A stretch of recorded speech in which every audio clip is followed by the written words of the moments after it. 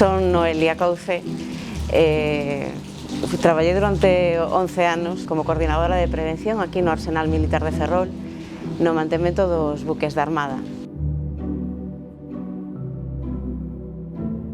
No ano 2007 xurdeu a oportunidade de traballar como técnico de prevención no Asteleiro. Non dudei en estar máis preto da miña casa. Ao pouco tempo, a empresa na que estaba traballando abreu servicio no Arsenal, porque nos buques en períodos de mantenimiento, pois hai un elevado número de empresas que concurrían nun mismo centro de traballo, e a Armada considerou como un medio moi favorable o nombrar un coordinador de prevención. Para min supuxo un reto, pero ao mesmo tempo unha gran oportunidade. Eu considero que durante a miña trayectoria no Arsenal, durante os casi 11 anos que estuve traballando, non me sentí en ningún momento despreciada por ser muller, nin atopei algunha falta de respeto por ser muller, por facer o meu traballo sendo muller.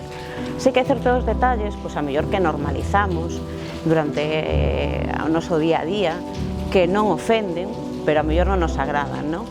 Por exemplo, pois os términos de decirte Noeliña, non? Pois ou neniña.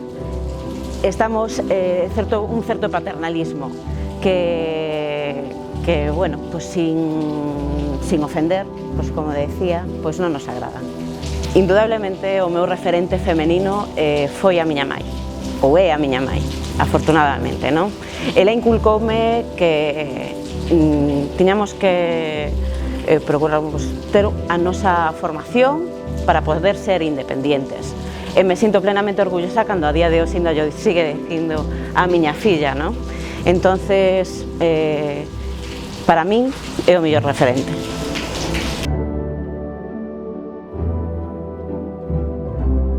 O mellor consello que les podo decir é que se sean valientes, que se formen.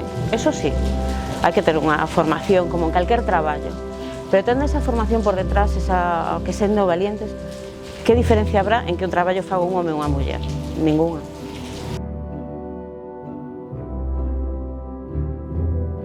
Eu lle pediría á sociedade o principal, educación. Educación e respeto. Son as bases fundamentais. O que yo digo aos meus fillos, que a veces vemos xeracións que ainda son máis novas que nós, parece que estamos volvendo para atrás, pero non. Educación e respeto por igual a un home e unha muller.